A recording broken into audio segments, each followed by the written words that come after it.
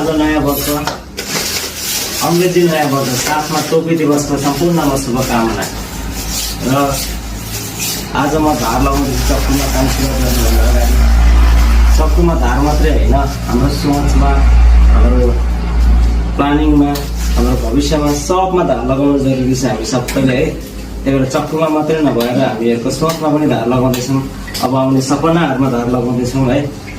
अब 2025 सक्यो, 2026मा केही अझै उदाहरणीय कामहरू गर्नेछौँ भन्ने आशाका साथमा सो चक्कुको साथसाथमा दिमागमा पनि धार लगाउँदैछौँ।